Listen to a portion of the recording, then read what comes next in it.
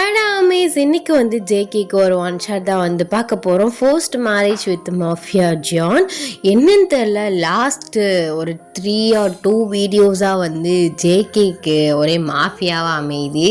என்ன செய்கிறது, நான் ஒன்றுமே செய்ய முடியாது. நான் யோசிப்பேன் எந்த ஸ்டோரி போடலாம், எந்த கண்டென்ட்டில் போடலாம் அப்படின்னு. டைட்டில் யோசிக்கல இந்த மாதிரி மாஃபியா, போலீஸு, ப்ரொஃபஸர், இது 3 தான் வந்து இவங்க 3 பேருக்கும் சுற்றி வந்து நிற்குது. சரி, இட்ஸ் ஓகே, எப்படியா இருந்தாலும் என்ன, நமக்கு ஸ்டோரி லைன் தான் முக்கியம் அப்படின்னு சொல்லிட்டு தான் வந்து இந்த ஸ்டோரியை வந்து ரெடி பண்ணேன். இது எப்படி வந்து எனக்கு இந்த ஒரு சீன் தான் ஞாபகம் வந்துச்சு. அந்த ஒரு சீனை வச்சு தான் இந்த மொத்த ஸ்டோரியுமே நான் வந்து இழுத்து கொண்டு போகிறேன். ஐ ஹோப் உங்களுக்கு இந்த ஒன் ஷாட் பிடிக்கும் நான் நினைக்கிறேன். அண்ட் நம்ம வாட்ஸ்அப் சேனலோட லிங்க், இன்ஸ்டா ஐடியோட லிங்க் அண்ட் vlog சேனலோட லிங்க் அண்ட் என்னோட எடிட் சேனலோட லிங்க்குமே வந்து description and bio and first கமெண்ட்டில் வந்து பின் பண்ணுறேன். வேணுங்கிறவங்க ஃபாலோ பண்ணி ஜாயின் பண்ணிக்கோங்க. ஸோ வாங்க நம்ம ஸ்டோரிக்குள்ளே போகலாம். நம்ம ஸ்ட்ரைட்டாக வந்து ஸ்டோரிக்குள்ளே போயிடலாம். இந்த ப்ரெசன்ட் சீன்.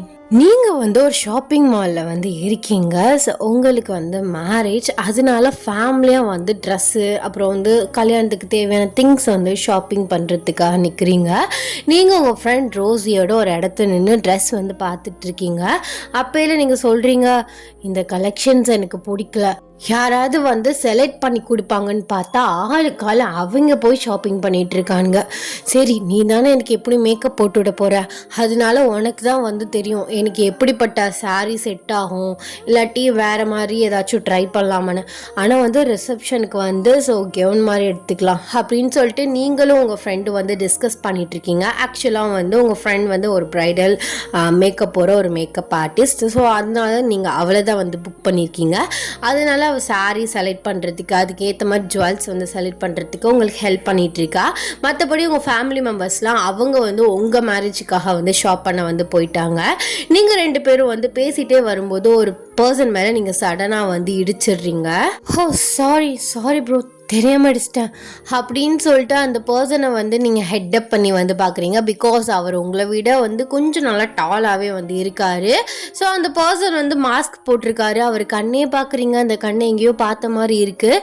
நீங்கள் மனசுக்குள்ளே ஜான் ஜங்குக்கா இது, இவனை எதுக்கு நான் திரும்ப பார்த்தேன் அப்படின்னு சொல்லிட்டு உங்களுக்கு மனசுக்குள்ளே வந்து ஓடுது. ஸோ அவர் அப்படியே வந்து மாஸ்க்கை வந்து எடுக்கிறாரு. நீங்கள் அவர் அப்படியே ஷாக்கிங்காக பார்க்குறீங்க. ஹாய் ஸ்வீட்டி, எப்படி இருக்க? பாரா, ரொம்ப நாள் ஆச்சு, ஆல்மோஸ்ட் 1.5 years கிட்ட ஆயிடுச்சுல அவனை பார்த்து அப்படின்னு வந்து சொல்கிறாரு. நீங்கள் எதுவும் பேசாமல் ஐம் சாரி, தெரியாமல் அடிச்சிட்டேன் அப்படின்னு சொல்லிட்டு நீங்கள் அவரை விட்டு வந்து தள்ளி வந்து விறுவிறு நடந்து போகிறீங்க.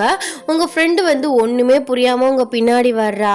ஜேகே உங்களை பார்த்துட்டே, ஓடுறியா நீ, எங்கே ஓடுறேன்னு நானும் பார்க்குறேன், எப்படியோ என்கிட்டேருந்து என் ஆஃபீஸ்லேருந்து தப்பிச்சு ஓடி போயிட்டா, அதான் திரும்ப பார்த்துட்டேன்ல, இனிமே விடவே மாட்டேன், இனிமே உனக்கு ஹேல்ட ஸ்டார்ட் ஆயிடுச்சுன்னே வச்சுக்கோவேன் அப்படின்னு அவர் நினச்சிட்டு ஸோ அவர் வந்து போகிறாரு. நீங்கள் ஃபாஸ்ட்டாக போயிட்டு தண்ணி வந்து வாங்கி குடிக்கிறீங்க. உங்கள் ஃப்ரெண்டு, என்னடியாச்சு, அவர் யார், உனக்கு ஆல்ரெடி அவரை தெரியுமா? அது இப்போதைக்கு என்கிட்ட எதுவும் கேட்காதடி, ப்ளீஸ் டி சொல்லடி. அதுவும் இல்லாமல் ஸ்வீட்டி அப்படி இப்படின்லாம் கூப்பிடுறாரு. ஆக்சுவலாக அவர் என்னோட எக்ஸ்போஸா? ஓ, முன்னாடி ஆஃபீஸில் வேலை பார்த்திய ஒரு கம்பெனி, அந்த கம்பெனியோட எம்டி அவர்? ஆமாடி, அவர் தான். அந்த கம்பெனிலேருந்து வெளியில் வர நான் ரொம்பவே கஷ்டப்பட்டேன். அந்த கம்பெனி ஃபுல்லாக தப்பு. அதுவும் இல்லாமல் அவர் ஒரு அண்டர் கிரவுண்ட் மாஃபியா. அவர் நினச்சா என்ன வேணால் பண்ணுவார். பொண்ணுங்களை கடத்தி வைக்கிறது, ட்ரக்ஸு, நிறையா சொல்லிகிட்டே போகலாம். இந்த மாதிரி நிறையா விஷயம் இருந்தது. அவரோட மொத்த சீக்ரெட்டும் தெரிஞ்ச ஒரே பர்சன் நான் மட்டும்தான். அதனாலேயே நான் எவ்வளவோ சொல்லி பார்த்தேன், இதெல்லாம் மாற்றிக்கலாம் சார், இதெல்லாம் வேண்டாம், இதெல்லாம் தப்புன்னு. பட் அவர், என் பிஸ்னஸ்க்கு நான் பண்ணுறேன், எனக்கு தான் தெரியும் அப்படி இப்படின்னு என்னென்னமோ சொல்லி சமாளிச்சிட்டாரு. அதுக்கப்புறம் எனக்கு இங்கே இருக்க பிடிக்கல, வேறு இடத்துல வந்து ஃபேமிலி ஷிஃப்டாக போகிறாங்க, அதனால நான் அங்கிட்டு வந்து வேலை பார்க்க போகிறேன் அப்படி இப்படின்னு சொல்லி ரொம்ப கஷ்டப்பட்டு தான் அந்த கம்பெனி விட்டே வெளியில் வந்தேன். இப்போ என்னென்னா அவரை வேற பார்த்துட்டேன். அப்போ இதுலேருந்தே அவனுக்கு தெரிஞ்சு போயிடும் நான் இங்கே தான் இருக்கேன்னு. அவனோட கம்பெனியோட மொத்த சீக்ரெட் எனக்கு மட்டும்தான் தெரியும். நீ வெளியில் யார்கிட்டையும் இதை பற்றி பேசிக்காத. ஆனால் அவன் எவ்வளோ தூரம் உயிரோடு விட்டதே பெரிய விஷயம். அவர் நினச்சிருந்தா நான் எங்கே இருக்கேன்னு கண்டுபிடிச்சி என்னை கொண்டிருக்கலாம். ஆனால் அந்த மாதிரி எதுவும் பண்ணலை. அந்த விதத்தில் நல்ல மனுஷனாகவே இருந்தாலும் அவர் பண்ணுறது தப்பு தான். நான் இப்போ அவனை பார்த்துட்டேன், கல்யாண டயத்தில் வேற அவரை பார்த்துட்டேன். என்ன நடக்க போதோ என்னமோ தெரியல. எனக்கு ஒரு மாதிரி படபடன்னு அடிச்சுக்கிறது. நீ அதுக்கெலாம் பயப்படாதடி, அதெல்லாம் ஒன்றும் ஆகாது. அதான் அஜய் உன் கூட இருக்கார்ல, அவர் தான் போலீஸ் ஆஃபீஸர் ஆச்சே. இந்த மாதிரி எத்தனையோ கேங்ஸ்டராக அவருமே பார்த்துருப்பாரு. அவர் இருக்கும்போது நீ எதுக்கு பயப்படுற? எல்லாமே நல்லபடியாக நடக்கும். எது நினச்சி கவலைப்படாத. சும்மா இது ஜஸ்ட் ஒரு ஆக்சிடென்ட் நினச்சி மறந்துடு, புரியுதா? சும்மா தேவையில்லாமல் இந்த டயத்தில் திங்க் பண்ணிட்டு இருந்தேன்னா அப்படி இப்படின்னு தான் இருக்கும். அவரெல்லாம் ஒன்றும் பண்ண மாட்டார். நீ அதெல்லாம் நினச்சி வரி பண்ணிக்காத. சரிடி, ஓகே அப்படின்னு சொல்லிட்டு நீங்கள் வந்து உங்கள் ஃபேமிலி கூட வந்து ஜாயின் ஆகிக்கிறீங்க. இப்படியே ஷாப்பிங்லேயே வந்து நைட்டு ஆகிடுச்சு. ஸோ கரெக்டாக வந்து ஒரு 9 o'clock கிட்ட ஆகிடுச்சு. உங்களுக்கு வந்து ஒரு ஃபோன் வருது. நீங்கள் அட்டென்ட் பண்ணி வந்து பேசுகிறீங்க. ஆமாம், நீங்கள் எல்லாருமே கிளம்பி போங்க, ஆஃபீஸில் ஒரு இம்பார்ட்டண்டான ஒரு ஃபைலை காணுமா. அந்த ஃபைல் என்கிட்ட தான் இருந்தது, தேடிட்டு இருக்காங்களா, இன்னும் கிடைக்கலையா. நான் போய் எடுத்து கொடுத்துட்டு வந்துடுறேன். அடி, அப்போல்லாம் உன்னை விட முடியாது. 10 மணியாச்சு, இந்நேரத்தில் எதுக்கு போகிற? காலையில் வந்து எடுத்து கொடுக்குறேன்னு சொல்லு. ஐயோ அம்மா, நாளைக்கு இம்பார்ட்டண்டான மீட்டிங் இருக்கான். நான் அந்த அம்மா 3 months லீவ் கேட்டிருக்கேன். என்கிட்ட கொடுத்த ஃபைல் ஒன்று 3 months லீவ் கேட்கல. அவங்க எப்போ கூப்பிட்டாலும் நம்ம போயிட்டு கொடுக்க தான் செய்யணும். நான் போய் கொடுத்துட்டு வந்துடுறேன், நீலாம் பயப்படாத. ஒவ்வொரு டைமில் ஒர்க் முடிச்சு 12 o'clock கிட்டலாம் வந்திருக்கேன்ல. அப்புறம் என்ன? இல்லடி, கல்யாண டயத்தில் வெளியில் போறியேன்னு தான் யோசனையாக இருக்குது. அதெல்லாம் ஒன்றும் இல்லை, போயிட்டு வந்துடுறேன் அப்படின்னு சொல்லிட்டு நீங்கள் வந்து கேபை புக் பண்ணி உங்கள் ஆஃபீஸ்க்கு வந்து போகிறீங்க. போயிட்டு நீங்கள் ஃபைல்ஸை வந்து எடுத்துகிட்டு ஸோ உங்களோட எம்டியோட ரூமுக்கு வந்து போகிறீங்க. பார்த்தா உங்களுக்கு செம ஷாக் ஆகுது. பிகாஸ் வந்து அங்கே ஜேகேயுமே வந்து இருக்காரு. நீங்கள் அப்படியே பேச்சு இல்லாமல் வந்து நிற்கிறீங்க. வா, எடுத்துகிட்டு வந்துட்டியா? இந்த இருக்கு சார் ஃபைல். ஓகே, நான் கிளம்புறேன். இரு, என்ன அவசரம்? இவர் தான் என் ஃப்ரெண்ட் ஜான் ஜங்குக். இவருமே வந்து கொரியாவில் ஒரு பெரிய கம்பெனியோட ஒரு ஓனர். ஜான் கம்பெனி தெரியுமா? அவங்க கூட தான் நாளைக்கு நம்ம பார்ட்னர்ஷிப் வச்சுக்க போகிறோம். அதுக்கான மீட்டிங்குள்ளே ஃபைல் தான் இது. சாரி ஓயன், மேரேஜ் டயத்தில் உன்னை ரொம்ப டிஸ்டர்ப் பண்ணிட்டேன் அப்படின்னு வந்து உங்கள் எம்டி உங்ககிட்ட வந்து சொல்கிறாரு. ஸோ அப்போயே ஜேகே, மேரேஜ் டைமா? அப்படியா, மேடம்க்கு மேரேஜா? ஆமாம் ஜேகே, இன்னும் 2 weeksல எனக்கு கல்யாணம். அதனால் 3 months லீவ் கேட்டிருந்தாங்க, கொடுத்துட்டேன். பட் இந்த ஃபைல் ரொம்ப முக்கியமான ஃபைலில், ஸோ அதனால தான். சாரி ஓயன், எதுவும் தப்பாக எடுத்துக்காதா? இல்லை சார், அதெல்லாம் ஒரு பிரச்சனையும் இல்லை. ஓகே, கேப் வெயிட் பண்ணுது, நான் கிளம்புறேன் அப்படின்னு சொல்லிட்டு நீங்கள் வந்து அப்படியே அந்த ரூமை விட்டு வெளில வர்றீங்க. என்ன இவன் எங்கே போனாலும் நம்ம கண்ணு முன்னாடி வந்து நிற்கிறான். இந்த 1.5 வருஷத்தில் நான் எங்கேயுமே பார்க்கல. இன்னைக்கு காலையில் பார்த்து நைட்டு எங்கே இருக்கான்? ஐயோ, இந்த மேரேஜ் டயத்தில் இது வேறையா? எதுவும் பிரச்சனை எதுவும் பண்ணாமல் இருந்தால் சரிதான். பழசு எதுவும் மனசில் வச்சுக்கிட்டு எதுவும் பண்ணாமல் இருந்தால் நல்லது, ரொம்பவே நல்லது. அதுவும் இல்லாமல் நான் வெளிநாட்டுக்கு போகிறேன் அப்படி இப்படின்னு சொல்லிட்டு தான் அந்த கம்பெனி விட்டு வெளியில் வந்தேன். இங்கே வேலை பார்க்குறது தெரிஞ்சு அது வேறு ஏதோ பழி வாங்க நினச்சிட்டானா நான் என்ன பண்ணுறது அப்படின்னு சொல்லிட்டு நீங்கள் அப்படியே கன்ஃபியூஸ்லேயே வந்து வெளியில் வர்றீங்க. ஸோ கேப்லாம் வந்து எதுவுமே வெயிட் பண்ணல, நீங்கள் போய் தான் வந்து சொல்லியிருந்துப்பீங்க. நீங்கள் கரெக்டாக வந்து ரோட்டை வந்து பார்த்துட்ருக்கீல பின்னாடிலேருந்து, என்ன பொய்யா இதுவும் அப்படின்னு சொல்லிட்டு வந்து ஒரு வாய்ஸ் கேட்குது. நீங்கள் சடனாக திரும்புறீங்க, பார்த்தா ஜேகே நிற்கிறாரு. எதுக்குடி இப்படி போய் சொல்கிறா? என் கம்பெனிலேருந்து போகும்போது மேடம் என்ன சொன்னீங்க? நாங்கள் எல்லோரும் ஃபாரினில் செட்டில் ஆக போகிறோம் அப்படி இப்படின்னு உருட்டி என் கம்பெனிலேருந்து ரிசைன் லெட்டர் வாங்கிட்டு நீ போயிட்ட. ஆனால் இப்போயும் பாரு, கேப் வெயிட் பண்ணிகிட்ருக்கு அப்படின்னு அவன்கிட்ட சொல்லிட்டு வந்து சும்மா நிற்கிற. போய் எல்லாமே போய், வாயை திறந்தாலே போய். ஆமாம், எதுக்கு என் கம்பெனி விட்டு போனேன் அப்படின்னு அவர் அப்படியே வந்து உங்கள் கிட்ட வராரு. நீங்கள் பின்னாடியே போயிட்டு ஸோ ஒரு வாலில் வந்து ஹிட் ஆகுறீங்க. ஒரு பில்டிங்கோட காம்பவுண்டோட ஒரு வாலில் வந்து ஹிட் ஆகுறீங்க. இங்கே பாரு, சும்மா என்னை மிரட்டுற வேலையெல்லாம் வச்சுக்காத. இப்போ எதுக்கு நீ அதையெல்லாம் பாஸ்டெல்லாம் பற்றி கேட்டுட்ருக்க? நான் கேபை வந்து புக் பண்ணிட்டு தான் வெயிட் பண்ணிகிட்ருக்கேன். உங்களுக்கெல்லாம் நான் பதில் சொல்லணும்னு எந்த அவசியமும் கிடையாது. சரி, அவசியம் கிடையாது தான். அப்போ எதுக்கு என் கம்பெனி விட்டு போனேன்? அதுவும் போய் சொல்லிட்டு ஏன் போனேன்? நீ வந்ததான் சொன்னதான் நீங்கள் பண்ணுறது தப்பு, இப்படிலாம் பண்ணாதீங்க அப்படி இப்படின்னு கத்துனதான். நான் அதெல்லாம் இல்லைன்னா சொல்ல. ஆனால் எனக்கு தான் தெரியும் நான் சின்ன வயசுலேருந்து எவ்வளோ கஷ்டப்பட்டு இந்த ஸ்டேஜுக்கு வந்திருக்கேன்னு. அதுக்கு நான் எல்லாத்தையும் விட முடியுமா? இதெல்லாம் பண்ணனால தான் நான் இவ்வளோ பெரிய பேர்ல புகழே வாழ்ந்துட்டு இருக்கேன். ஆனால் இது நிரந்தரம் கிடையாது. தப்பு பண்ணி பேரு புகழ் வாங்குறது இதெல்லாம் ஒரு பெருமை. அவங்களுக்கு எத்தனை பொண்ணுங்களை வித்திருப்பீங்க, அதுவும் கடத்தி ட்ரக்ஸு. அந்த ட்ரக்ஸ் அடிக்ட்னால எத்தனை குடும்பம் போயிருந்துருக்கும். எதையாச்சும் கொஞ்சமாவது யோசிச்சிங்களா? அந்த மாதிரி யோசிச்சிருந்தா இந்த மாதிரி பண்ணியிருக்கவே மாட்டீங்க. சுயநலமாக இருந்தா அப்படிதான் இருக்கும். ஆமாடி, நான் செல்ஃபிஷ் தான். செல்ஃபிஷாக இருக்க கண்டிதா எனக்கு இவ்வளோ பெரிய இது இருக்குது. நான் செல்ஃபிஷாக மட்டும் இல்லாமல் இருந்திருந்தா என்னையெல்லாம் தூக்கி மிதிச்சுட்டு போயிட்டே இருந்திருப்பானுங்க. நானுமே ஒரு வேளை சோத்துக்கு சிங்கி தான் அடிச்சிட்டு இருந்திருக்கணும். பெரிய இவ மாதிரி பேசிகிட்டு இருக்காத. ஆமாம், கல்யாணமாம்ல காலைல பார்த்தேன், ஒரு வார்த்தை கூட சொல்ல. இங்கே பாருங்க, என் பர்சனல் விஷயத்தில் நீங்கள் வராதிங்க. நான் உங்ககிட்ட வேலை பார்த்த ஜஸ்ட் ஒரு எம்ப்ளாயி தான், புரியுதா? அதுவும் முன்னாடி 1.5 வருஷத்துக்கு முன்னாடி ஏதோ ஒரு பொய் சொல்லி உங்கள் கம்பெனியில் எனக்கு இருக்க பிடிக்கல, ஸோ வெளியில் வந்துட்டேன். இன்னமே இந்த மாதிரி என் லைஃப்பில் டிஸ்டர்ப் பண்ணிட்டு இருக்காதீங்க ப்ளீஸ். ஒரு நிமிஷம் நான் சொல்கிறது கேளு. உனக்கு வேணா நீ நார்மல் எம்ப்ளாயாக தரலாம், ஆனால் எனக்கு நீ அப்படி கிடையாது அப்படின்னு அவர் சொல்கிறாரு. நீங்கள் அவரை கன்ஃபியூஸ்டாக பார்க்குறீங்க. பிகாஸ் நீ என்னோட லக்கி சாம் தெரியுமா? நீ எப்போ என் கம்பெனியில் கால் எடுத்து வச்சியோ அதுக்கப்புறம் எல்லாமே சக்ஸஸில் தான் போய் முடிஞ்சிச்சு. உன்னைய பார்த்துட்டு போகும்போதெல்லாம் எல்லா மீட்டிங்குமே ரொம்ப சக்ஸஸ்ஃபுல்லாக எனக்கு நிறையா வந்தது. அப்போ தான் எனக்கு புரிஞ்சுது நீ தான் என்னோட லக்கி சாம்னு. ஆனால் நீ போனக்கப்புறம் சக்ஸஸே இல்லை அப்படின்னா நான் உருட்டலாம் மாட்டேன். எல்லாத்துலேயும் சக்ஸஸ் இருந்தது, ஆனால் ஹாப்பினஸ் கிடையாது.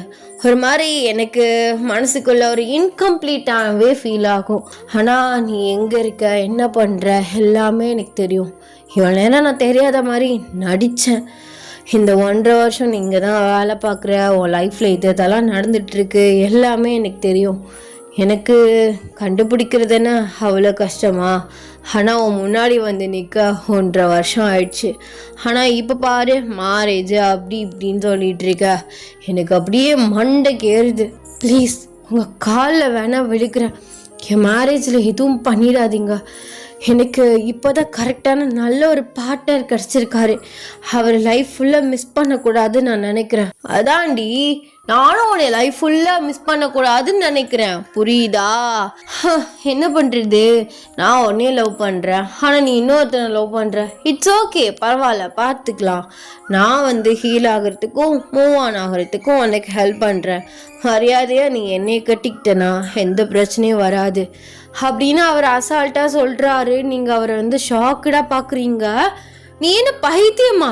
எனக்கு இன்னும் 2 வீக்ஸில் மேரேஜ்ன்னு சொல்லிட்டு இருக்கேன். மூவ் ஆன் ஆகி என்னையே கல்யாணம் பண்ணுன்னு பேசிகிட்டு இருக்க. இந்த 1.5 வருஷம் எங்கே போன நீ? அதுவும் இல்லாமல் நான் ஜஸ்ட் நாங்கள் வேலை பார்க்குற வரைக்கும் நீ என்னோட பாஸ், நான் உன்னோட எம்ப்ளாய். அந்த ரிலேஷன்ஷிப்பில் தான் உன்கிட்ட பேசினேனே தவிர வேறு எந்த இன்டென்ஷன்லேயும் நான் உன் கூட பேசலை. அதுவும் இல்லாமல் எனக்கு ஒன்று சுத்தமாக பிடிக்காது. தயவு செஞ்சு உன் காலில் வேணா விழுகிறேன், என் கல்யாணத்தில் எந்த பிரச்சனையும் பண்ணிடாத ப்ளீஸ் அப்படின்னு சொல்கிறீங்க. தூரத்துலேருந்து ஒரு பைக் வருது. ஸோ நீங்கள் தூரமாக வரையிலே அந்த பைக் சவுண்ட்லேயே கண்டுபிடிச்சிட்டிங்க. ஸோ உங்களோட வருங்கால பார்ட்னராக இருக்க அஜய் தான். நீங்கள் ஐயோ என்னோட பார்ட்னர் வராரு, ப்ளீஸ் நீங்கள் வந்து போயிடு. ஒன்று என்னையும் பார்த்தா ஏதாவது நினச்சிக்குவாரு. அதுவும் இல்லாமல் நீ மாஃபியா வேற, அவர் போலீஸு, எந்த பிரச்சனையும் பண்ணிக்காதீங்க ப்ளீஸ் போ. அப்படிலாம் போக முடியாது. அது என்னது பார்ட்னரா? இங்கே பாரு ஓயன், எழுதி வேணா வச்சுக்கோ, நல்லா ஞாபகம் வச்சுக்கோ. நான் தான் உன் லைஃப் பார்ட்னர். இது நடக்குதா இல்லையான்னு மட்டும் பாரு. Okay baby, see you soon அப்படின்னு சொல்லிட்டு அவர் அப்படியே வந்து போயிடுறாரு. ஸோ போயிட்டு ஒரு ஓரமாக நின்று ஒளிஞ்சு பார்த்துட்டு இருக்காரு. கரெக்டாக அஜய் உங்க முன்னாடி வந்து நிற்கிறாரு. என்ன ஓயன், என்கிட்ட ஒரு வார்த்தை சொல்லியிருந்தா நானே ட்ராப் பண்ணி பிக்கப் பண்ணிப்பேன்ல. டைம் பாரு 11 o'clock கிட்ட ஆயிடுச்சு. ஒரு பொண்ணு இப்படி தனியாக நிற்கலாமா? அது இல்லை அஜய், நீங்கள் கொஞ்சம் வேலையாக இருப்பீங்கன்னு தான் நானே வந்துட்டேன். கேப் புக் பண்ணியிருக்கேன், பட் அது டிலே ஆகிட்டுருக்கு. இட்ஸ் ஓகே, நீ வந்து அதை கேன்சல் பண்ணிடு, நான் கூப்பிட்டு போகிறேன் வா. இல்லை நீங்கள் போங்க, இன்னும் கொஞ்ச நேரத்தில் வந்துடும். அதுவும் இல்லாமல் கேப் புக் பண்ணிவிட்டு பாதி தூரத்தில் கேன்சல் பண்ணால் அவருக்கு கொஞ்சம் கஷ்டம் தானே. அதுக்கு இல்லை ப்ளீஸ் அஜய், இல்லாட்டி நீங்கள் இருங்க, நான் கேபில் முன்னாடி போகிறேன், நீங்கள் பின்னாடி வாங்க அப்படின்னு சொல்கிறீங்க. கேபுமே வந்துடுது, நீங்கள் கேபில் ஏறி முன்னாடி போகிறீங்க. ஸோ அஜய் வந்து உங்கள் பின்னாடி வராரு. ஸோ இதை பார்த்துட்டு ஜேகே வந்து அப்படியே வந்து ஒரு வில்லத்தனமாக சிரிச்சுக்கிட்டு, பாரு கடவுள் எப்படி கொண்டு வந்து சிக்க வைக்கிறான்னு, உன்னை ரொம்ப நாளாக பழி வாங்கணும்னு நினச்சிட்டு இருந்தேன். தெரிஞ்சோ தெரியாமலோ அஜய், நீ நிறையா விஷயத்தில் மூக்க நுழைச்சிருக்க. இன்னுமே உனக்கு வாழ்க்கையில் நிம்மதியே கிடையாது. அதுவும் இல்லாமல் ஏன் எனக்கு பார்த்த மாப்பிள்ளையா நீ? இந்த கல்யாணத்தில் உன்னையும் பழி வாங்குறேன், அவளையும் கல்யாணம் பண்ணுறேன் அப்படின்னு சொல்லிட்டு அவரோட காரில் வந்து அவரோட வீட்டுக்கு வந்து போயிடுறாரு. நீங்கள் வீட்டுக்கு போயிட்டு இதே வந்து யோசிக்கிறீங்க, எதுவும் பிரச்சனை பண்ணுவாரோ, கல்யாணம் நடக்குமா நடக்காதா அப்படின்னு சொல்லிட்டு உங்களுக்கு மண்டே வெடிக்குது. என்ன இவர் 1.5 வருஷம் கழிச்சு இந்த மாதிரி வந்து சொல்லிட்டு நிற்கிறாரு. ஐயோ, நான் ஏன் பார்த்தேன்? நாளைக்காச்சும் நான் ஷாப்பிங் போயிருந்துருக்கலாம். என்ன பண்ணுறதுன்னே எனக்கு தெரியல. அவர் பேசுகிறத பார்த்தா எனக்கு பயமாக இருக்குது. இன்னும் அவனுக்கு என்னடி மரியாதை கொடுத்துட்ருக்கா அவர் இவருன்னு. இதை பற்றி நம்ம அஜய் கிட்ட சொல்லலாமா? வீட்டில் இதை பற்றி பேசலாமா? இல்லை வேண்டாம். கல்யாணம் நெருங்கி வர டயத்தில் இந்த மாதிரி ஏதாவது சொன்னால் அவங்க ரொம்பவே பயந்துருவாங்க. என்னதான் பண்ணுறான்னு நானும் பார்க்குறேன். இத்தனை பேர் இருக்கும்போது வந்துட போகிறான் அப்படின்னு சொல்லிட்டு நீங்கள் வந்து இதே யோசிச்சுட்டு அப்படியே வந்து டென்ஷன்டாகவே இருக்கீங்க. இப்படியே வந்து 3 days வந்து போகுது. ஸோ உங்கள் ஃப்ரெண்ட்ஸ் எல்லாருமே வந்து பிரைட் டு பி அப்படின்னு சொல்லிட்டு ஒரு பார்ட்டி வந்து பேச்சுலர் பார்ட்டி மாதிரி வைப்பாங்கல்ல, ஸோ கேர்ள்ஸுக்கு மட்டும் அந்த மாதிரி வந்து ஒரு பார்ட்டி வந்து ஒரு பப்பில் வந்து அரேஞ்ச் பண்ணுறாங்க. நீங்கள் வந்து மேரேஜ் அந்த டென்ஷனில் ஜேகேவை சுத்தமாக வந்து மறந்துட்டீங்க. அவர் வந்து ஒரு பெருசாக ஒரு ஆளாகவே நீங்கள் வந்து கன்சிடர் வந்து பண்ணவே இல்லை. சும்மா மாட்டுறாரு அப்படிங்கிற மாதிரி நீங்கள் ஃப்ரீயாக விட்டுட்டீங்க. அந்த பார்ட்டியை வந்து நீங்கள் நல்லாவே வந்து என்ஜாய் பண்ணுறீங்க. கேக்கு எல்லாமே வெட்டிட்டு ஸோ அப்பப்போ வந்து கொஞ்சம் வந்து சரக்கு இந்த மாதிரிலாம் வந்து உள்ளே போயிட்டுருக்கு. நீங்கள் வந்து ரொம்ப குடும்ப குத்து வழக்கெலாம் இல்லை. அப்பப்போ இந்த வேலை வந்து எப்போயாச்சும் வந்து வச்சுப்பீங்க. நல்லா வந்து பார்ட்டியை வந்து என்ஜாய் பண்ணிகிட்ருக்கீங்க. கொஞ்சம் வந்து உங்களுக்கு லைட்டாக வந்து ஓவரே வந்து ஆயிடுச்சு. எல்லாருமே வந்து டிஸ்கோவில் போய் வந்து டான்ஸ் ஆடுறாங்க. நீங்களுமே வந்து டான்ஸ் ஆடுறீங்க. அப்போயில சடனாக வந்து ஒரு பர்சன் வந்து உங்கள் கையோடு சேர்த்து பிடிச்சி உங்கள் ஹிப்பையுமே வந்து பிடிக்கிறாங்க. நீங்கள் கன்ஃபியூஸ்டாக வந்து பார்க்குறீங்க. நீங்கள் வந்து லைட்டாக கொஞ்சம் ட்ரக்கு இதில் வந்து இருக்கீங்க. அதனால உங்களுக்கு வந்து லைட்டாக பிளர்ராக தான் இருக்குது. யார் நீங்கள்? எதுக்கு ஏன் கையை பிடிக்கிறீங்க? விடுங்க, நான் சோலோவாக டான்ஸ் பண்ண தான் வந்திருக்கேன். அதுவும் இல்லாமல் எனக்கு மேரேஜ். என் மேலே இப்படி கை வைக்கிற வேலையெல்லாம் வச்சுக்காதீங்க. ஏன் நான் தான் அஜய் அப்படின்னு வந்து சொல்கிறாரு. நீங்கள் அஜயா? அஜய் வாய்ஸ் இப்படி இருக்காதே. இல்லை, நீ குடிச்சிருக்கியல்ல, அதான் உனக்கு வாய்ஸ் வேற ஆல்ட்டு வாய்ஸ் மாதிரி கேட்குது போல். என்ன நீ ஆசையாக நான் டான்ஸ் பண்ணலான்னு கையை பிடிச்சா இப்படி தட்டி விட்டுற? ஐயோ சாரி அஜய், எனக்கு நீங்கள் தான்னு தெரியல, வாங்க டான்ஸ் பண்ணலாம் அப்படின்னு சொல்லிட்டு நீங்கள் அவர்கிட்ட வந்து போகிறீங்க. அந்த பர்சன் வேறு யாரும் இல்லை, நம்ம ஜேகே தான் இந்த கேடி வேலையை வந்து பார்த்துட்ருக்காரு. நீங்கள் அவர் தான் தெரியாமல் அவர் கூட வந்து நல்லா க்ளோஸ்டாக வந்து டான்ஸ் ஆடிட்டுருக்கீங்க. நீங்கள் டான்ஸ் ஆடிட்டுருக்கீங்களே, அவர் ஸ்லோவாக உங்களை வந்து கிஸ் பண்ணுறதுக்காக உங்கள் கிட்ட வராரு. நீங்களுமே அப்படி கண்ணை மூடிக்கிறீங்க. அப்படியே வந்து சடனாக நீங்கள் அப்படியே மயக்கப்பட்டு அவர் ஷோல்டர்லேயே விழுந்துடுறீங்க. நல்ல சகுனம். ஒரு கிஸ் அடிச்சலான்னு பார்த்தா இப்படி மொட்டை ஆயிட்டாளே, இப்போ இவளை என்ன பண்ணுறது அப்படின்னு சொல்லிட்டு ஸோ நீங்கள் பார்ட்டி வந்து என்ஜாய் பண்ணியிருப்பீங்க பார்த்தீங்களா. அந்த சோஃபாவில் வந்து உங்களை படுக்க வைக்கிறாரு. படுக்க வச்சுட்டு ஸோ அங்கே இருக்க வெயிட்டர்ஸ்லாம் பார்த்துக்க சொல்லிட்டு ஸோ அவர் அந்த பிளேஸை விட்டு வந்து கிளம்புறாரு. உங்கள் ஃப்ரெண்ட் ரோசி வந்து உங்களை பார்க்குறா. ஐயோ, இவ்வளோ கண்டுக்காமல் விட்டுட்டோமே. சரி, நீங்களாம் என்ஜாய் பண்ணுங்கடி, நான் இவளை கூட்டிகிட்டு வீட்டுக்கு போகிறேன். இதுக்கு மேலே இவள் வெளியில் இருந்தால் சரியாக வராது அப்படின்னு சொல்லிட்டு உங்கள் ஃப்ரெண்ட் ரோசி உங்களை கூட்டிகிட்டு வீட்டுக்குமே வந்து போயிடுறா. ஸோ இது எதுவுமே வந்து உங்களுக்கு தெரியாது. இந்த நெக்ஸ்ட் டே வந்து ஆகுது. நீங்கள் எந்திருக்கிறீங்க, உங்கள் மூஞ்சிந்தெல்லாம் வீங்கி போயிருக்கு. போச்சு, நேற்று நிறைய குடிச்சிட்டோம் நோடி, கல்யாண டயத்தில் மூஞ்சி இப்படி இருக்கே, என்ன பண்ணுறது? அதெல்லாம் சரியாயிரும், நீ அதையெல்லாம் நினச்சி இது பண்ணிக்கிட்டு இருக்காத. மட்டையாகி சோஃபாவில் கிடந்தனா? இல்லையே, எனக்கு யாரு கூட டான்ஸ் ஆடின மாதிரி ஞாபகம் இருக்கே, அஜய் நினைக்கிறேன். அஜயா? அஜய்லாம் அங்கே வரவே இல்லை. வந்திருந்தா உன் பக்கத்தில் இருந்திருப்பாரே. இல்லையே, அஜய்ன்னு தான் சொன்னாங்க. எனக்கு கொஞ்சம் கொஞ்சம் ஞாபகம் இருக்கு. அந்த பர்சன் கூட நான் டான்ஸ் பண்ணேன். அதுக்கப்புறம் தான் மொட்டையாயிட்டேன்னு நினைக்கிறேன். தெரியல எவன் கூட போய் நின்று ஆடிட்டு இருந்தியோ தெரியல. அவன் நல்லவனை கண்டு உன்னை அப்படியே சோஃபாவில் போட்டுட்டு போயிட்டான். இதே வேற ஒருத்தனா இருந்தா என்ன வேணா பண்ணியிருப்பான். ஐயோ கடவுளே, என்னடி இப்படி சொல்ற?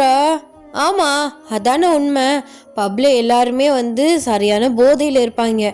நல்ல வேலை தப்பிச்சிட்ட. இல்லடி, எனக்கு அஜய்னு பேர் சொன்னாங்க. எனக்கு நல்லாவே ஞாபகம் இருக்கு. அப்போ அது யாரோ தெரிஞ்ச ஒரு பர்சனா இருக்க தான் வாய்ப்பு இருக்கு. இல்ல, நீ குடிச்சிட்டு என்னென்னமோ இமேஜினேஷன் பண்ணி வச்சிருக்க.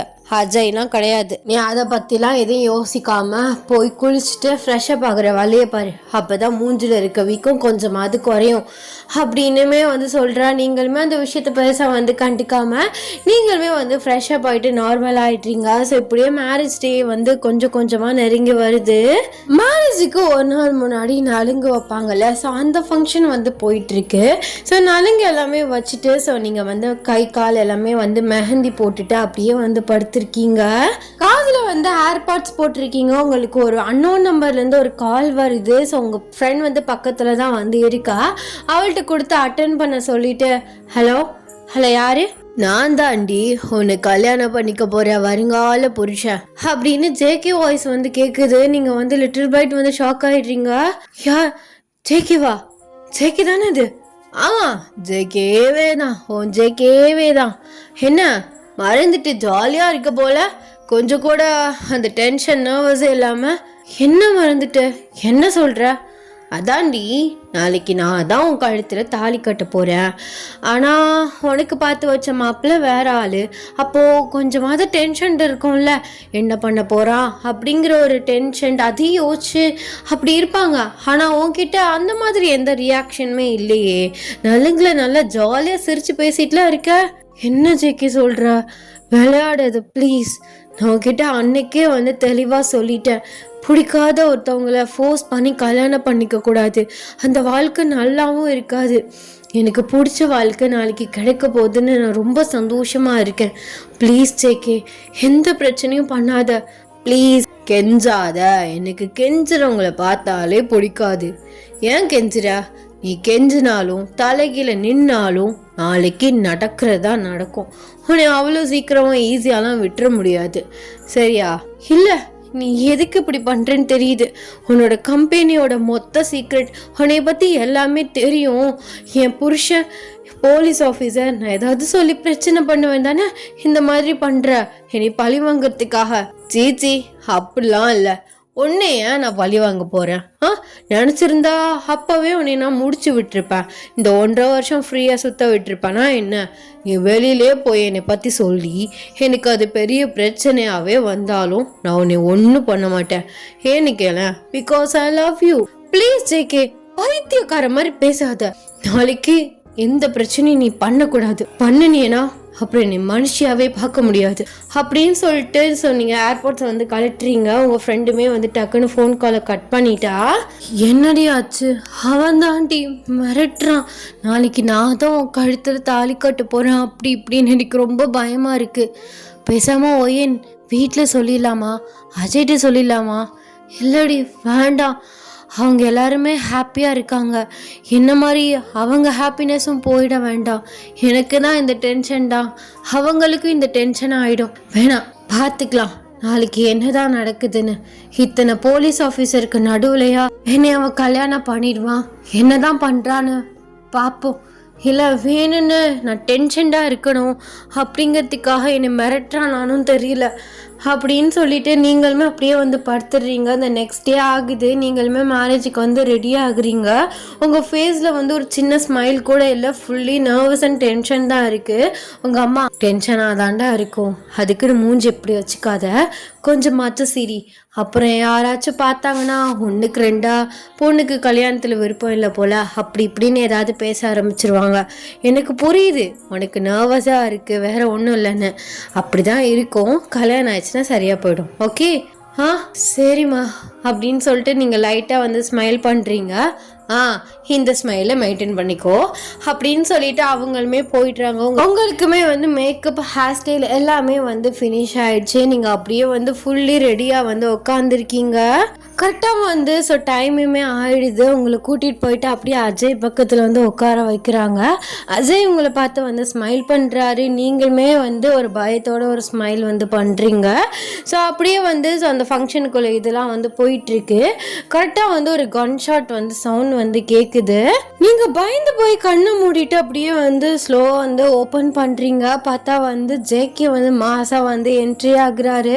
ஸோ அவர் வந்து இருக்க போலீஸோட அதிகமான ஆட்களோட வந்து வராரு. மேரேஜ் டைம் அப்படிங்கிறதுனால போலீஸ் சைட்லேருந்து கன் இதெல்லாம் வந்து பப்ளிக் பிளேஸில் வந்து யூஸ் பண்ணக்கூடாது, பொதுமக்களுக்கு வந்து இதாக இருக்கும் அப்படின்னு சொல்லிட்டு கன்னை வந்து இது பண்ணிட்டாங்க. ஸோ எல்லா போலீஸுமே வந்து கன் இல்லாமல் தான் வந்து ஒரு சேஃப்டி பர்பஸ்க்காக தான் வந்து வந்திருப்பாங்க. உங்களுக்கு என்ன பண்ணுறதுனே வந்து தெரியல. ஸோ எல்லாருமே வந்து லாக் பண்ணிட்டாங்க. வந்திருக்க ஃபங்க்ஷனுக்கு வந்திருக்க ரிலேட்டிவ்ஸ், அப்புறம் உங்கள் பேரண்ட்ஸ், அவரோட பேரண்ட்ஸ், அப்புறம் வந்து அஜய்மே வந்து லாக் பண்ணிட்டாங்க. நீங்கள் வந்து ஜேகேவை பயத்தோடு வந்து பார்க்குறீங்க. ஜேகே வந்து அஜயை பார்த்து தெரிஞ்சோ தெரியாமலையோ நிறையா விஷயத்தில் நீ என் விஷயத்தில் மூக்க நுழைச்சிட்ட. உன்னால் எனக்கு 15 crores மேலே லாஸ் ஆயிடுச்சு. அதுலலாம் உன் மேலே சரியான கானில் தான் இருந்தேன். அதுக்கப்புறம் தானே தெரியுது என்னோட ஒய்யனுக்கு நீ ஹஸ்பண்ட் ஆக போகிறேன்னு. அப்பையில் இதெல்லாம் சரி வராது அப்படின்னு தான் உன்னைய ஓ மேரேஜ் ஃபங்க்ஷன்லேயே வச்சு பழி வாங்கலான்னு முடிவு பண்ணிட்டேன். இப்போது பழி வாங்கினதுக்கு பழி வாங்கின மாதிரியும் போச்சு, என் ஒய்யன் எனக்கு கிடைச்ச மாதிரியும் போயிடுச்சு. தூக்குங்கடா அவனை அப்படின்னு வந்து ஜேகே சொல்கிறாரு. அஜயுமே வந்து எழுப்பி விட்டுட்டு ஸோ அவரோட தலையிலையும் வந்து ஒரு கன்னை வந்து வச்சிட்றாங்க. ஜேகே வந்து உங்கள் பக்கத்தில் உட்கார்றாரு. நீங்கள் எந்திரிக்க போகிறீங்க. அவர் உங்கள் கையை பிடிச்சி உட்கார வைக்கிறாரு.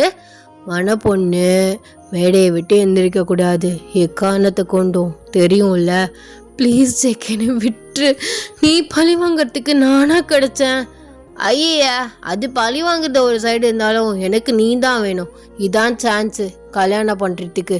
அமைதியாரு ப்ளீஸ் ஜெய்கே, எல்லாரையும் விட்டுரு. என் பிடிச்ச வாழ்க்கை கெடுத்துறாத ப்ளீஸ். அழுகாதடி, சும்மா நைன்னு நடக்கிறது நடக்கும். ஆனால் ஏதாவது கோளாறு இப்போ பண்ண எல்லாரையும் சுட்டு தட்டு போயிட்டே இருப்பேன். என்னை பற்றி உனக்கு நல்லாவே தெரியும். ஒன்று வேணும்னு நினச்சேன், அதை விட மாட்டேன். நல்லா தெரியும்ல, அமைதியாரு அப்படின்னு சொல்கிறாரு. ஸோ ஐயருமே வந்து மந்திரம் சொல்கிறாரு. அவரே மிரட்டி வந்து சொல்ல வைக்கிறாங்க. கரெக்டாக வந்து ஜேகே வந்து கையில் தாலி வாங்குறாரு. ஸோ நீங்கள் வேணான்னு வந்து ஹெட்டை ஷேக் பண்ணுறீங்க. ஒழுங்கா கழுத்தை ஒழுங்கா வை, டென்ஷன் பண்ணாத. எப்படி கட்டுறதுன்னு வீடியோஸ்லாம் பார்த்துட்டு வந்திருக்கேன். ப்ளீஸ் ஆடி அதே சொதப்பி விட்டுறாத அப்படின்னு சொல்கிறாரு. நீங்கள் அப்படியே அமைதியாக இருக்கீங்க. ஜேகே வந்து உங்கள் கழுத்தில் வந்து தாலி கட்டுறாரு. ஸோ உங்களுக்கு அழுகையாக வந்து வருது. ஸோ நீங்கள் அழுதுகிட்டே வந்து இருக்கீங்க. அஜய் அப்புறம் எல்லாருக்குமே வந்து ரொம்பவே கஷ்டமாக இருக்குது. அஜயால் எதுவுமே வந்து பண்ண முடியல. ஜேகே வந்து உங்களுக்கு ஃபைனலாக வந்து மேரேஜுமே உங்களை பண்ணிடுறாரு. உங்களுக்கு அப்படியே வந்து பொட்டை வச்சு விட்டுட்டு ஸோ உங்களை அப்படியே வந்து எழுப்புறாரு. நீங்களுமே வந்து சைலண்ட்டாக எந்திரிக்கிறீங்க. ஆசீர்வாதம்லாம் ஒன்றும் வாங்க வேண்டாம், கிளம்பலாமா? நினச்சதை முடிச்சிட்டியல, அதுவும் என் விருப்பமே இல்லாமல் என்னை கல்யாணம் பண்ணிட்டியல. எப்படி நீ நம்புற நான் கூட சந்தோஷமாக வாழ்வேன்னு? கண்டிப்பாக வாழ்வேன். அக்செப்ட் பண்ணி என் கூட சந்தோஷமாக வாழ்வேன். உனக்கு என் மேலே லவ் வரும், வர வைப்பேன், வா அப்படின்னு சொல்லிட்டு உங்களை வந்து இழுத்துட்டு வந்து போறாரு. நீங்க திரும்பி பார்த்துக்கிட்டே வந்து போறீங்க. கொஞ்ச நேரத்துலேயே ஜேகேயோட பேலஸ்க்குமே வந்து ரீச் ஆயிட்டீங்க. அவர் உள்ள கூட்டிட்டு போயிட்டு அப்படியே வந்து சோஃபால ஹாலில் வந்து உட்கார வைக்கிறாரு. I'm sorry, I'm extremely sorry. உனக்கு இது ரொம்பவே கஷ்டமாக தான் இருக்கும், எனக்கு எல்லாமே வந்து புரியுது. ஆனால் எனக்கு உன்னை அடைய வேறு வழியே தெரியல. எனக்கு இருக்கிறது என்னவோ கொஞ்சமான டைமுங்கிற மாதிரி தான் ஃபீல் ஆணுச்சு. உன்னை கடத்தி கூட நான் கல்யாணம் பண்ணியிருக்கலாம். ஆனால் மற்றவங்க என்ன நினைப்பாங்க, பொண்ணு ஓடி போயிட்டான்னு. அப்பையில் கூட உனக்கு தான் அது கெட்ட பேராக அமையும். அதனால தான் மேரேஜில் எல்லாருக்கும் முன்னாடி உன்னை கல்யாணம் பண்ணேன். ஏன்னா நாளைக்கு உன் பேர் மேலே எந்த கலங்கமும் வந்துடக்கூடாதுன்னு. எனக்கு புரியுதுடி, உனக்கு என்னை பிடிக்கல, இந்த மேரேஜில் உனக்கு இஷ்டம் இல்லைன்னு. அதே மாதிரி உனக்கு எதனால என்னை பிடிக்கல அப்படிங்கிறதுமே எனக்கு தெரியும். இந்த மாஃபியாவில் இந்த மாதிரி ட்ரக்கு பொண்ணுங்க இந்த மாதிரி வேலை பார்க்குறனால தான் உனக்கு என்னை சுத்தமாக பிடிக்காம போணுச்சு. ஆனால் என் பேக்ரவுண்ட் தெரியறதுக்கு முன்னாடி வரைக்கும் நீங்கள் ஒரு ஜென்டில்மேன் அப்படி இப்படின்லாம் சொல்லி என் பின்னாடி சுற்றிக்கிட்டு இருந்த ஞாபகம் இருக்கா அப்படின்னு உங்களை பார்த்து கேட்குறாரு. உங்கள் கண்ணெல்லாம் வந்து கலங்கி போய் அப்படியே அழுது வந்து அந்த கண்ணெல்லாம் ஸ்டாப் ஆகி இருக்கும்ல, அந்த மாதிரி உங்கள் ஃபேஸ்லாம் ரெட்டிஷாக அப்படியே இருக்குது. நீங்கள் அப்படியே ஒரு முறைச்சி வந்து பார்க்குறீங்க. புரியுது நீ கோமா தான் இருக்கேன்னு, ஆனால் ஹானஸ்டாக சொல்லு, நீ என்னைய என் ஆஃபீஸில் ஒர்க் பார்க்கும்போது என்னை லவ் பண்ணலன்னு அப்படின்னு வந்து கேட்குறாரு. நீங்கள் சைலண்ட்டாகவே இருக்கீங்க. சொல்றி, லவ் பண்ணியே தானே? ஆமாம் பண்ண. மை ஃபர்ஸ்ட் லவ் நீ தான். உன்னை அவ்வளோ லவ் பண்ண. என் மனசுல ஒரு ஆசையை வளர்த்த. என் மொத்த லைஃபையும் ஓ கூட இமேஜினேஷன் பண்ண. ஆனா ஆஃப்டர் நீ ஒரு மாஃபியான்னு தெரியும் போது கூட எனக்கு பெருசா ஆச்சரியமா கிடையாது. உன் மேல எனக்கு எந்த வருத்தமும் இல்லை. ஆனா இந்த மாதிரி பொண்ணுங்க, இந்த மாதிரி ட்ரக்ஸு, இந்த மாதிரிலாம் நீ யூஸ் பண்ணிட்டு இருக்க. அதனால தான் உனக்கு இவ்வளோ பெரிய பேக்ரவுண்ட் ஆனிச்சுன்னு தெரிய வரும்போது அந்த லவ் அப்படியே வெறுப்பாயிடுச்சு. கஷ்டப்பட்டேன்தா, வெறுக்கிறதுக்கு ரொம்ப கஷ்டப்பட்டேன். அந்த ஒரு விஷயனால தான் அந்த ஆஃபீஸை விட்டு நான் வெளியில் வர ட்ரை பண்ணி வெளியில் வந்தேன். நீ எப்படியே இருந்துட்டு போ, நீ எனக்கு சம்பளம் தானே தர அப்படின்னு சொல்லிட்டு நான் வேலை பார்த்துருந்துருக்கலாம். ஆனால் உன்னோட என் லைஃபே இமேஜினேஷன் பண்ணியிருக்கேன். எனக்கு மூவ் ஆன் ஆகிறதுக்கு நான் உன்னை பார்க்கவே கூடாதுங்கிறது ஒரு ரீசனுக்காக தான் நான் போய் சொல்லி அந்த கம்பெனி விட்டு வெளியில் வந்தேன். ஆனால் திரும்ப என் முன்னாடி அதுவும் என் ஹஸ்பண்டாக இப்படி உட்காந்துருப்பேன்னு நான் நினச்சி கூட பார்க்கல. இப்போ கூட எனக்கு முழுசா உன்னை மனசால் திட்ட கூட மனசு வர மாட்டேங்குது. ஏன் இப்படி பண்ண? என் வாழ்க்கையே போயிடுச்சு. போயும் ஒரு கேடு கட்ட அவனுக்கா நான் வந்து பொண்டாட்டியா இருக்கேன்னு நினைக்கல. எனக்கு அவ்வளோ ஒரு கஷ்டமா இருக்கு. கேடு கெட்டவனா? என்னடி விட்டா ரொம்ப பேசிட்டு தான் போற. நீ பாத்தியா நான் அந்த மாதிரின்னு? நான் எந்த பொண்ணு கூட சுத்தினதை நீ பார்த்த? நீ பொண்ணுங்க கூட சுத்துற நான் சொல்லல. அந்த பொண்ணுங்களை வித்து காசாக்குற பத்தியா அத சொல்ற. ட்ரக்ஸை வந்து நிறைய சப்ளை பண்ணி எத்தனை பேரோட ஃபேமிலி கிடைக்கிற தெரியுமா? உனக்கெல்லாம் எங்க அது புரிய போகுது? புரிஞ்சா நீயே எப்படி இருக்க போற? இப்ப பாரு எத்தனை ரிலேட்டிவ்ஸ் தெரியுமா, எல்லாரையும் ஹர்ட் பண்ணி என்னை இந்த ஸ்டேஜில் கொண்டு வந்து நிற்க வச்சிருக்க. எல்லாரும் மனசு கஷ்டப்பட்டிருக்கும். அஜய் எவ்வளோ கஷ்டப்பட்டிருப்பாரு தெரியுமா? எங்கள் அம்மா அப்பாவை யோசிச்சியா? இல்லை, நீ யோசிக்க மாட்ட. அந்த மாதிரி அடுத்தவங்களை பற்றி நீ ஃபீல் பண்ணி யோசிச்சாதானே அவங்க கஷ்டம் என்னங்கிறது உனக்கு புரியும். நீ செல்ஃபிஷாக இருக்கனால தான் நீ தனியாக இருக்க ஜெய்கே. இப்போ கூட நீ என்னை ஃபோர்ஸ் பண்ணி தான் கல்யாணம் பண்ணி கூப்பிட்டு வந்திருக்க. எந்த நம்பிக்கையில் நான் உன் கூட சந்தோஷமாக இருப்பேன், வாழுவேன், உன்ட்டு சிரித்து பேசுவேன்னு நீ நம்பினேன்னு எனக்கு தெரியல. என்ன இன்னும் அந்த ஃபர்ஸ்ட் லவ், பழைய காதல் அதையெல்லாம் நினச்சிட்ருப்பேன் நினச்சியா அப்படின்னு நீங்கள் ஜேகேவை பார்த்து கோவமாக வந்து கேட்குறீங்க. சரி, ஐம் எக்ஸ்ட்ரீம்லி சாரி. அப்படி பண்ணியிருக்க கூடாது தான். I'm sorry. இப்போ என்ன, உனக்கு நான் மிருகமாக இருக்கேன், இப்போ மனுஷனா மாறணும். மாறினே ஏத்துப்பியா? முதல்ல மாறு, அப்புறம் பார்த்துக்கலாம். மாறின ஏத்துப்பியா? கண்டிப்பா ஏத்துக்குவா. நீ நல்லபடியா நார்மலா இருந்தா போதும். நார்மல்னா ஒரு நார்மல் சிஇஓவா அப்படி இரு. இந்த மாதிரி மாஃபியா, இந்த மாதிரி பொண்ணுங்களை கடத்துறது, இந்த வேலையெல்லாம் வேண்டாம். ஆனால் மாஃபியாவில் இருந்துக்கிட்டே நிறைய பேருக்கு நல்லது கூட செய்யலாம்.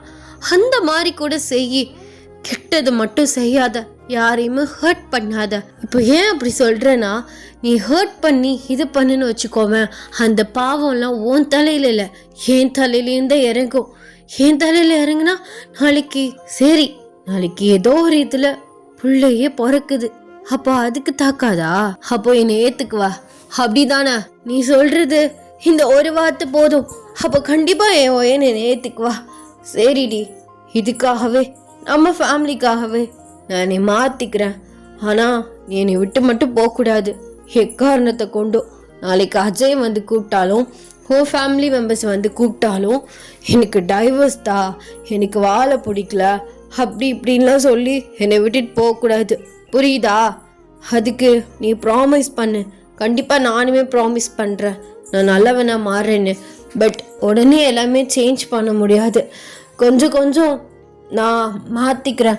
எனக்கு ஒரு 2 months டைம் தான். நான் அதுக்குள்ளே எல்லாத்தையுமே சரி பண்ணிடுறேன். ஆனால் நீ மட்டும் மாறக்கூடாது. சத்தியம் பண்ணி கொடு. இங்கே பாரு ஜேகே, கண்டிப்பாக நான் மாற மாட்டேன். நீ உன் வாக்குப்படி கரெக்டாக இருந்தனா நானுமே என் வாக்குப்படி கரெக்டாக இருப்பேன். நீ நல்லவனா மாறிக்கோ. நான் கண்டிப்பாக உன்னை ஏற்றுக்கிறேன். நம்ம 2 பேரும் ஒரு நல்ல லைஃப்பை வந்து ஆரம்பிக்கலாம். நான் எங்கள் வீட்டில் பேசுகிறேன். ஆனால் நீ நல்லவனா மாறணும்.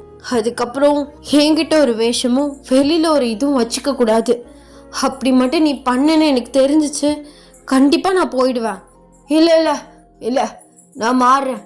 நான் அப்படிலாம் உன்னை விட்டுற மாட்டேன். நீ என் கூட இருக்கிறதுக்கு நான் இது பண்ணாதான் நீ இருப்பேனா? கண்டிப்பாக நான் பண்ணுறேன். ஐம் ப்ராமிஸ் அப்படின்னு சொல்லிட்டு உங்களுக்கு ஒரு ப்ராமிஸ் பண்ணி கொடுக்குறாரு. நீங்களுமே எக்காரணத்தை கொண்டு அவரை விட்டு போக மாட்டேன்னு சொல்லிட்டு அவருக்கு ஒரு ப்ராமிஸ் வந்து பண்ணி கொடுக்குறீங்க. இப்படியே வந்து டேஸஸ் வந்து போகுது. ஒன் ஃபைன் டே நீங்கள் சோஃபாவில் உட்காந்துருக்கீங்க. ஜேகே வந்து உங்கள் பக்கத்தில் உங்கள் ஷோல்டரில் கையை போட்டு கொஞ்சம் க்ளோஸ்டாக வந்து உட்காந்துருக்காரு. நீங்கள் அவரை திரும்பி பார்க்குறீங்க. என்ன பண்ணிட்டு இருக்க? இல்லடி, கல்யாணம் ஆகி இவ்வளோ டேஸ் ஆயிடுச்சு, அட்லீஸ்ட் ஒரு லிப் கிஸ்ஸாவது தந்திருக்கியா? அதுக்கு உனக்கு அது வேற வேணுமோ? ஆமாம் வேணும், ப்ளீஸ். ஒன்றே ஒன்று. நான் தான் சொன்னேன்ல, நீ நல்லவனை மாறிட்டு வா, அப்புறம் எல்லாம் வச்சுக்கலான்னு. அது அப்புறம் வச்சுக்கலாம். நான் அது கேட்கல. ஒரே ஒரு லிப் கிஸ் மட்டும் தந்தீங்கன்னா கொஞ்சம் பூஸ்டடாக இருக்கும். அதான் கொஞ்சம் கொஞ்சம் மாறிட்டு இருக்கேன்ல, நீ இந்த மாதிரி கொஞ்சம் கொஞ்சம் கொடுத்தாதான் எனக்குமே ஒரு மோட்டிவேட்டாக இருக்கும். என்ன அப்படி வாரியா நீ? ஆமாம், அப்படி தான் வாரேன், கொடுவேன் அப்படின்னு வந்து கேட்குறாரு. நீங்கள் கொஞ்ச நேரம் யோசிச்சுட்டே வந்து இருக்கிறீங்க. என் ஃபேமிலி அங்கே என்னை நினச்சிட்டு என்ன நினச்சி ஃபீல் பண்ணிட்டு இருக்காங்கன்னு தெரில, இங்கே உனக்கு இது வேறையா? ப்ளீஸ் டி, அவங்களும் நல்லா தான் இருப்பாங்க. நீ சந்தோஷமாக இருக்குன்னு தெரிஞ்சால் அவங்களுமே ஹாப்பியாக இருப்பாங்க, ப்ளீஸ் அப்படின்னு சொல்லிட்டு அப்படியே ஸ்லோவாக உங்கள் கிட்ட வராரு. நீங்களுமே ஐஸை வந்து க்ளோஸ் பண்ணுறீங்க. அவருமே வந்து உங்களை கிஸ் பண்ணுறாரு. அப்படியே உங்கள் டிஷர்ட்குள்ளே கையை விட்டு உங்கள் ஹிப்பை வந்து டைட்டாக வந்து ப்ரெஸ் பண்ணுறாரு. நீங்கள் வந்து ரொம்ப ஸ்ட்ராங்காக வந்து கண்ணை வந்து மூடுறீங்க. அப்படியே ஒரு கை வந்து ஸ்லோவாக வந்து மேலே போகுது. நீங்கள் சடனாக கிஸ்ஸை பிரேக் பண்ணிவிட்டு அவரை வந்து ஒரு புஷ் பண்ணி விடுறீங்க. என்ன ஒரு கிஸ் கேட்டேன்னு அக்செப்ட் பண்ணால் நீ கை கண்ட இடத்துக்குள்ளெல்லாம் விட்டுட்ருக்க? இல்லை, அது போயிடுச்சு. சரி, சாரி. இது போதும், இந்த ஒரு கிஸ் போதும், 1 month வரை தாங்கும் அப்படின்னு சொல்லிட்டு அவர் அப்படியே வந்து சமாளிக்கிறாரு. நீங்கள் அவரை பார்த்து வந்து முறைக்கிறீங்க. பொறுக்கி போடா, எந்திரிச்சு போ முதல்ல அப்படின்னு சொல்லிட்டு அவரை வந்து அடித்து அப்படியே பற்றி விட்டுறீங்க. இப்படியே வந்து டே வந்து போகுது. ஸோ ஒன் ஃபைன் டே அவர் வந்து ஆஃபீஸ் வந்து கிளம்பி வந்து போயிட்டாரு. நீங்கள் வந்து வீட்டில் சும்மா தான் வந்து உட்காந்துருக்கீங்க, டிவி பார்த்துட்டு இருக்கீங்க. ஸோ உங்களுக்கு வந்து பாடி கார்ட்ஸ் எல்லா செக்யூரிட்டிஸுமே வந்து இருக்குது. அப்போலாம் வந்து காலிங் பெல் சவுண்ட் வந்து கேட்குது. யார் இவர் தான் போன ஸ்பீடில் திரும்பி வராரா அப்படின்னு சொல்லிட்டு நீங்கள் டோரை ஓப்பன் பண்ணி வந்து பார்க்குறீங்க. பார்த்தா அஜய் வந்து நிற்கிறாரு. நீங்கள் அஜய், நீ இங்கே என்ன பண்ணுற? உன்னை எப்படி விட்டாங்க? அது எப்படியோ வந்துட்டேன் அப்படின்னு சொல்லிட்டு அவர் உள்ளே வர்றாரு. நீங்களுமே உள்ளே வர சொல்லிட்டு சோஃபாவில் உட்கார வைக்கிறீங்க. போச்சு, ஜேகேக்கு மட்டும் நீங்கள் வந்தது தெரிஞ்சுன்னா ஏதாவது பிரச்சனை பண்ணுவார். என்ன விஷயம்? இல்லை, நீ எப்படி இருக்கன்னு பார்த்துட்டு போகலான்னு வந்த. என்னால் தானே உனக்கு இந்த நிலமை அப்படின்னு. இல்லை அஜய், நான் அவர் கூட வேலை பார்க்கும்போது லைட்டாக ஃபீலிங்ஸ் இருந்துச்சு, அதை வச்சு தான் இப்படி பண்ணிட்டாரு. வீட்டில் எல்லாரும் எப்படி இருக்காங்க? ஏதோ இருக்காங்க. எனக்கு கொஞ்சம் தண்ணி கிடைக்குமா? அப்படியே ஒரு காஃபி அப்படின்னு சொல்லிட்டு அவர் ஓப்பன்டாக கேட்குறாரு. நீங்களுமே தண்ணி எடுத்துகிட்டு வந்து கொடுத்துட்டு ஒரு நிமிஷம் வெயிட் பண்ணுங்கள், காஃபி போட்டு கொண்டு வரேன் அப்படின்னு சொல்லிட்டு நீங்கள் வந்து கிச்சனில் நின்று காஃபி வந்து போட்டுட்ருக்கீங்க. இது எல்லாமே ஜேகே வந்து அவரோட லேப்டாப்பில் கேமராவில் வந்து பார்த்துட்டு தான் வந்து இருக்காரு. நீங்கள் காஃபி போட்டுட்டா ஹாலுக்கு வர்றீங்க. பார்த்தா அஜயை காணோம். எங்கே போனார் இவர்?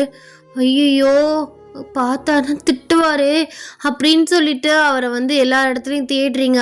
அஜய்னு கத்திட்டு. ஸோ எந்த சைடுமே வந்து ரெஸ்பான்ஸே இல்லை. நீங்கள் ஃபாஸ்ட்டாக வந்து போயிட்டு உங்கள் ரூம் டோரை வந்து ஓப்பன் பண்ணுறீங்க. பார்த்தா வந்து அஜய் வந்து என்னென்ன ஃபைல்ஸே வந்து எடுத்துகிட்ருக்காரு. நீங்கள் அஜய் என்ன பண்ணுறீங்க? அதுவும் என் பெர்மிஷன் இல்லாமல் இந்த ரூம்குள்ளே எதுக்கு வந்தீங்க? இதெல்லாம் அவர் பார்த்தா கத்துவார். என்ன கத்துற? ஒரு கேங்ஸ்டருக்கு ஹெல்ப் பண்ணுறியா நீ? அவர் கேங்ஸ்டராகவே இருந்தாலும் இப்போ அவர் என்னோட ஹஸ்பண்ட். நீங்கள் இப்பெல்லாம் பண்ணுறது தப்பு. உங்களை நம்பி தான் வீட்டில் விட்டேன். ஏய் சும்மா கத்தாத. அவனை எப்படியாவது பெரிய விஷயத்தில் சிக்க வைக்கிறது தான் என்னோட கோலே. ஆனால் என்ன பண்ணாலும் எப்படியாவது தப்பிச்சிடுறான், மாட்டவே மாட்டான். அவனுக்கு கவர்மெண்ட் சப்போர்ட் கொஞ்சம் கொஞ்சம் இருக்கு. அவனை பழி வாங்கணுங்கிற ஒரு நோக்கத்தில் தான் உன்னை கல்யாணம் பண்ணணும்னே நினச்சேன் அப்படின்னு சொல்கிறாரு. நீங்கள் ஷாக்கடாக அவரை பார்க்குறீங்க. உங்களுக்கு ஒன்றுமே புரியல. அவரை பழி வாங்குறதுக்கு என்ன எதுக்கு கல்யாணம் பண்ணணும்னு நினச்சிங்க? அதுவா, உனக்கு ஸ்டோரியே தெரியாதுல்ல. ஆக்சுவலாக உன்னைய பொண்ணு பார்க்க வரையில் உன்னைய பற்றி விசாரித்தேன். அப்போ தான் தெரிஞ்சிச்சு ஜேகேக்கு நீ அப்படி இப்படின்னு 2 இயர்ஸாக பர்சனல் செக்யூரிட்டியாக இருந்திருக்கேன்னு. அப்போது உனக்கு மொத்த டீட்டெயில்ஸும் தெரிய வாய்ப்பு இருக்குது. அப்போல நான் டக்குன்னு கேட்டால் நீ சொல்ல மாட்டேன். எனக்கு நல்லாவே தெரியும். அதான் மேரேஜ் பண்ணோம்னா அவனை எப்படியாவது பிரெயின் வாஷ் பண்ணி அவனை பற்றி டீட்டெயில்ஸை வாங்கி அவனை பெரிய விஷயத்தில் சிக்க வைக்கிறது தான் என்னோட கோலே. அதனால தான் உனக்கு கல்யாணம் பண்ணணும்னு நினச்சேன். மற்றபடி உன்னைய பிடிச்சோ அந்த மாதிரிலாம் எனக்கு இல்லை. அதனால இப்போ கூட எனக்கு பெருசாக உன் மேலே ஃபீலிங்ஸ்லாம் இல்லை. அம்மாடி இப்படி ஆகிடுச்சே, நம்மளாம் கல்யாணம் பண்ணிக்க போகிற பொண்ணு இன்னொருத்தனை கல்யாணம் பண்ணிட்டாலே அதுவும் நம்ம எனிமியா அப்படிங்கிற கஷ்டம்லாம் கிடையாது. இப்போ கூட எனக்கு பெரிய ஹெல்ப்ஃபுல்லாக தான் இருக்குது. ஜேகே எப்போவுமே இம்பார்ட்டண்டான மீட்டிங்கில் இருக்கா. அதனால இப்போதைக்கு அவனால் ஒன்றும் பண்ண முடியாது, நீயும் எதுவும் பண்ண முடியாது. ஏன்னா இப்போ நான் அவனை மிரட்டி உட்கார வச்சிருவேன். இப்போ இந்த விஷயனால எனக்கு பெரிய நல்ல விஷயமே நடக்க போகுது அப்படின்னு அவர் கெத்தாக பேசிகிட்டு இருக்காரு. நீங்கள் கண் கழங்கி அழுதுட்ருக்கீங்க. ஸோ அப்போல ரூம் டோர் ஓப்பன் பண்ணி ஜேகே நிற்கிறாரு. ஸோ அஜய்க்கு ஜேகே பக்கமே ஷாக் ஆகுது. பின்னாடி 2 பாடி கார்ட்ஸுமே நின்றுட்டு ஸோ அஜய் லாக் பண்ணுறாங்க. நீங்கள் ஒன்றும் புரியாமல் நிற்கிறீங்க. டி உனக்கு வெக்கமா இல்லை? ஒரு பொண்ணு தனியாக இருக்கையில் அவளை இப்படி மிரட்டிக்கிட்டு இருக்க. நீலாம் போலீஸ் ஆஃபீஸராடா? டேய் உன்னையா அப்படின்னு சொல்லிட்டு அஜய் பாயிறாரு. இங்கே பாரு, என் கஸ்டடியில் வச்சு உன்னை நச்சுன்னு வச்சுக்கோவேன். இன்னமே இந்த மாதிரிலாம் பண்ண மாட்டேன். டேய் அவனை இழுத்துட்டு போங்க அப்படின்னு சொல்கிறாரு. ஸோ அவரையுமே இழுத்துட்டு போயிடுறாரு. நீங்கள் அழுதுட்டு நிற்கிறீங்க. இங்கே வாடி வாயனாங்கோலி, இதுக்கெலாம் அழுதுட்ருக்கா அப்படின்னு சொல்லிட்டு உங்கள் கிட்ட வராரு. நீங்கள் ஓடி போய் அவரை டைட்டாக ஹக் பண்ணி அழுகிறீங்க. பாரு, நான் நம்பியிருக்கவங்க எல்லாருமே நீ ஏமாத்த தான் செய்கிறாங்க. என்ன நம்பியிருந்தா? இல்லை, அவர் நல்லவர், என்னை அவருக்கு ரொம்ப பிடிச்சிருக்குன்னு நான் நம்பினேன். அவர் நினச்சி நான் ஃபீல் கூட பண்ணேன். ஆனால் அவனை பற்றியா எப்படி சொல்லிட்டு போகிறான்னு. சரி வெற்றி, போனதை நினச்சி ஃபீல் பண்ணாத. அதான் உனக்கு நான் இருக்கேன்ல, அவனை பற்றி தான் தெரிஞ்சிருச்சுல. இனிமேல் ஃப்ரீயாக விடு. உனக்கு நான் இருக்கேன் எப்போதுமே ட்ரூவா. நீ என் லவ்வை புரிஞ்சிக்க கொஞ்ச நாள் ஆகும், ஆனால் கண்டிப்பாக புரிஞ்சுப்ப அப்படின்னு சொல்லிட்டு அவர் உங்களை சமாதானப்படுத்துகிறாரு. இப்படியே ஸோ உங்கள் லைஃப் 2 இயர்ஸ்க்கு ஓடிடுது. ஸோ நீங்கள் கிச்சனில் நிற்கிறீங்க. உங்கள் பையன் உங்கள் காலை போட்டு பரட்டிகிட்டு இருக்கான், தூக்கு தூக்கு தூக்குன்னு. ஏன்டா இப்படி பரட்டுற? போய் உங்கள் அப்பா சும்மா தான் உட்காந்துருக்காரு, அவரை தூக்க சொல்லு, நான் வேலையாக இருக்கேன்ல அப்படின்னு சொல்லிட்டு நீங்கள் கத்துறீங்க. ஜேகே கிச்சனுக்கு வராரு. என்னடி நினச்சிட்டு இருக்கா? என் பிள்ளைய எதுக்கு கத்துற? விட்டா அடிச்சிருவா போல. அடிப்பேன், நான் அடிப்பேன், உனக்கு என்ன? கையை ஒடிச்சிருவேன் புள்ள மேலே கையே வச்சேனா. அதுக்கு தான் வீட்டு ஃபுல்லாக இன்னும் 4-5 கேமராவை சேர்த்து மாட்டியிருக்கேன். இப்போ புரியுதா? ஓ, 10 மாதம் சுமந்து பெத்தன்னா அடிக்கக்கூடாது, அடிக்கக்கூடாது. புள்ள கொடுத்த நானே அடிக்க மாட்டேன், நீ என்னடி அடிக்கிறது? அப்பா சாமி, நீயாச்சு உன் பிள்ளையாச்சு, என்னமோ பண்ணுங்க அப்படின்னு சொல்லிட்டு நீங்கள் கோமா திரும்பிக்கிறீங்க. ஜேகே உங்களை பேக் ஹக் பண்ணி, சரி சரி கோச்சிக்காத, எப்போடா சான்ஸ் கிடைக்கும் கோச்சு போன்னு இருக்கிறது அப்படி தானே? அது என்ன எப்போ பாரு சண்டை போட்டுட்டே இருக்க? ஏன் சொல்லியே ஆகணுமோ? ஆமாம் சொல்லி ஆகணும், எனக்கு டவுட்டு. ஆவுன்னா சண்டை போட்டுட்டே இருக்கியே, எப்போ பாரு கோச்சி திரும்பிக்கிற. அதான் அது எதுக்குன்னா, நீ சமாதானப்படுத்துறது எனக்கு ரொம்ப பிடிச்சிருக்கு. எப்போல்லாம் சண்டை போடுறனோ அவ்வளோ ஒரு ரொமான்டிக்காக பாசமாக ஒரு லவ்வோடு என்னை சமாதானப்படுத்துகிற பற்றியா, அது எனக்கு ரொம்பவே பிடிக்கும். அதனால தான் எப்போ பாரு உன்கிட்ட கோச்சிக்கிறேன். இப்போ புரியுதா?